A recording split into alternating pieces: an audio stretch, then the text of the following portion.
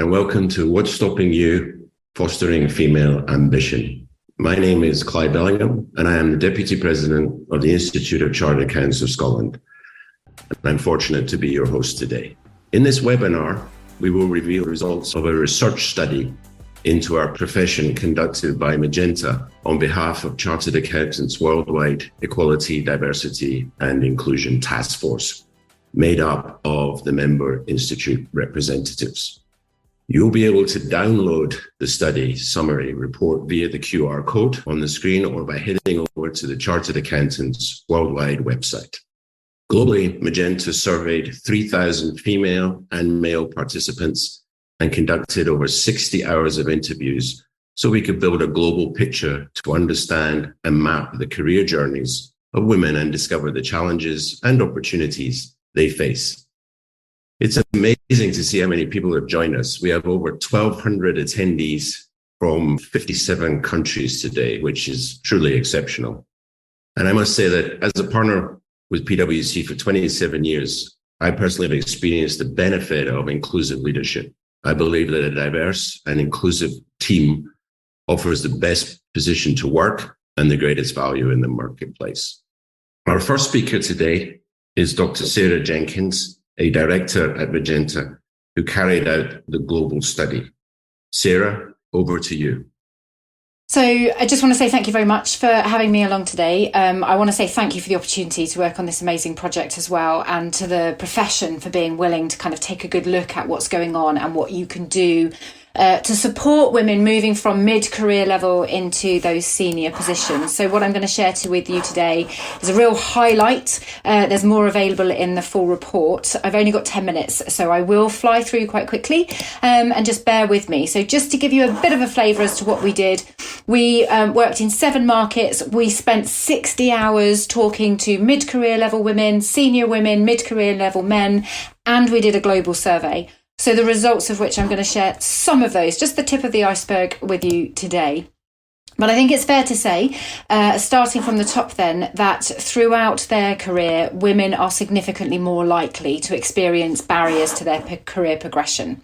If we look at this top 10 here, we can see that management style of their line manager and company culture are really key factors that come in. But there's also a belief that they have unequal access to opportunities. And by this, we're referring to those opportunities that they're given through their career progression as they grow and they learn. Those access to projects, working with different clients, working with things outside their comfort zone, learning different skills. They're not necessarily feeling like they're given the same access to those opportunities as their male counterparts. In addition, there is a feeling of acceptance when it comes to kind of the behaviour and the culture that goes on amongst their kind of male colleagues. So as a woman, you have to put up with more stuff and be more tolerant than your male counterparts.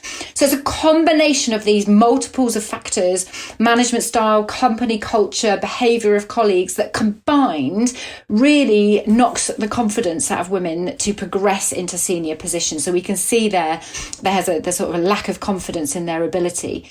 Interestingly, conversely, by the time men reach their late career, they're significantly more likely to claim that they have not experienced any barriers in their career. So quite a different story when it comes to male counterparts. All the women that we spoke to were able to recount experiences when they felt they were treated differently due to their gender. They all had experiences of microaggressions, and that happened whilst they were trying to establish their career and move through their career. They got frustrated, they got angry, but their lack of confidence, they had a lack of confidence in being able to call those out in the moment and be confrontational, because the kind of silent bystanders reinforcing the acceptance. If nobody says anything in the room around you, then it really, it's kind of an accepted behaviour that somebody talks to you in that way or says that. And there's often nowhere to go for impartial advice or support when difficult situations arise.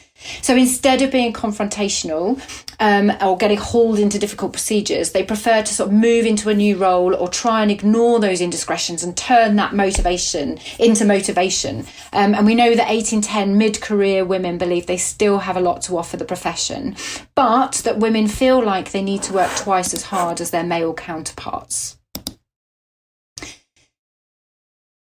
Being a woman and being a parent is where most of the barriers lie. But yet, regardless of their employment, women are still expected, even if they're earning more than their partner, or even if they're working hard, what have you, women are still expected to be the primary carer for their children. They're the ones that are expected to juggle family life and their career.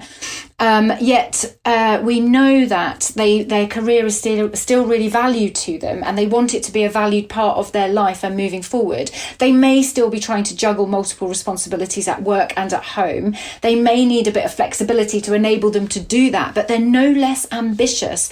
7 in 10 women with children under 10 years believe that they can obtain a senior position. So despite all that's going on at home and despite being a parent, there's still a desire for them to kind of really be valued and move forward with their progression. But we know that supportive line managers can have a really big impact. They can help to broaden the experiences that women have. They can help to manage the work-life culture. We know that company culture is really set by the senior leadership. So there may be equality policies that are in place, but what are the lived experiences of those policies? They're often shaped by the attitudes and behaviours of those in more senior positions, which consequently influences the behaviour of other people below them. So if the people at the senior level are not behaving in a way that is felt to be supportive, setting good examples, then that doesn't filter through. But a supportive line manager can really help get through all of that and manage that. So managers who talk, listen and support women are really highly valued and often shape the type of leader that woman then moves in to become. They either want to be like that person, or if they've had a bad experience, definitely not be like that person and be something else. So one lady here sort of spoke to us about her good experience with a line manager. He would bring me into meetings, get me involved. He'd pick out training courses that were relevant and encourage me to go on them. When he left the company, he suggested I moved into management and replaced them. So really, it's about kind of setting that culture and understanding, what does it mean on a daily basis? Having that relationship with your staff and your colleagues really can help make a difference. The other thing that we've learned as well is that the chartered accountancy profession really offers a lot more opportunity than women realise when they're in their kind of more junior levels. By the time they hit their mid and late career, they kind of understand that they can move into other areas of the industry, other levels of the profession that really could accommodate what they need or suit what they're looking for at that period of time. After the birth of my daughter, I moved into an industry role. I had a great boss who was really open. I was able to negotiate good terms for my role, including great flexibility. So knowing that those opportunities are available is really important in sort of helping and encouraging mid-career level women find the right route through to their senior level. The other thing that we kind of wanted to highlight that can really make a big difference is in relation to networking. Networking currently is done often in environments at times in locations that really don't suit women or necessarily that all women would feel comfortable. So it can take place in venues where women aren't necessarily able to participate. We've got the kind of golf course here, but we had kind of late night drinking venues, or, it often involves alcohol. It can often involve late nights. It can often involve multiple late nights in a week. So whilst they may be able to get childcare cover maybe for one night or 2 nights, perhaps not every night. But in addition, it's worth remembering that parents want to spend time with their children. They don't want to be out networking every single night. So really, I suppose what we're challenging is whether or not networking needs to take place in these environments. And actually, it can be done differently. So just one example here, and we've got lots of others in the report, but one example from a lady we spoke to who's part of the Maori culture, where it's absolutely expected that it's family inclusive. You take your children along with you. It's a family event. And you ask about how your family's doing. You ask about how you're doing. It might lead to a business conversation, or it might not. You're catching up with people. If you leave an impression on someone, they will contact you later. So actually work is done differently. The kind of networking can be done differently if you think about it. So we really wanted to kind of end on some of the tangible actions that you, perhaps as an employer, as a colleague, can do in order to support mid-career level women in moving into those senior positions. So think about supporting women as they learn. Think about diversity in your recruitment and making sure that there is diversity amongst your kind of entry-level junior teams. Allow flexibility for study time during the working day. Women have a lot of responsibilities outside of work. It is not always possible for them to do that studying or the amount of studying that's needed. So consider allowing some of that to happen during the day. Ensure equal opportunities are available for all. Ensure that people have access to working with different clients, different experiences, different locations, working with different teams so that they can all grow. At the moment, women are not feeling like they are getting the same experiences as their male counterparts. Foster a culture of support, looking out for each other, supporting each other, and making sure that everybody's kind of getting those opportunities.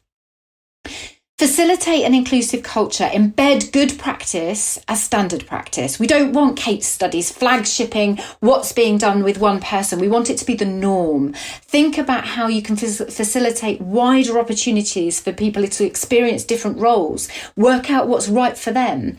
Establish a discrimination education programme for all. You do not need to take women into a room and talk to them about what it's like to be a woman or how to deal with discrimination. You need to talk to everybody about what discrimination looks like, what is considered discrimination. Some people don't necessarily think that the way things are is discriminatory to certain groups. So it's for everybody. Nurture confidence and self-promotion. Encourage people to put themselves forward, to stand up, to self-promote. People need that kind of nurturing when they've been knocked down or they've got a lot going on. Support your kind of colleagues as they're going through it. Support working parents and their needs. If people have had time outside of work and they're coming back into work, there's a huge nervousness about being able to kind of run as fast as they did the first day that they get back into work. Set up networks of working parents. Get a buddy system in place where you can, you're both working parents coming back at the same time, be there for each other, or someone's been through it a month before, give some tips and tricks. What to wear on your first day? Does Microsoft Office still work? What's my login? These are things which are just really practical and basic that you can really help with encouraging women and getting them back into work in a way that doesn't knock their confidence immediately. Think about networking events, as we've already spoken to, and champion those senior leaders who share parenting responsibility. Let them be seen to be leaving work at 5 o'clock, etc. And finally, facilitate training and development. Think about other opportunities that mid-career level women might want to move into to help manage that time in their career. So self-employment opportunities, enable coaching and mentoring, develop some industry ambassadors. Think about subsidising training costs. It can be a highly costly time having children, moving back to work. There's one incumbent in the household. They can't always get the training that they need. Think about facilitating some job swap and shadow opportunities so that people can see other areas of the business and work out where's right for them. And I'm going to finish there. Hopefully that gave you some things to think about.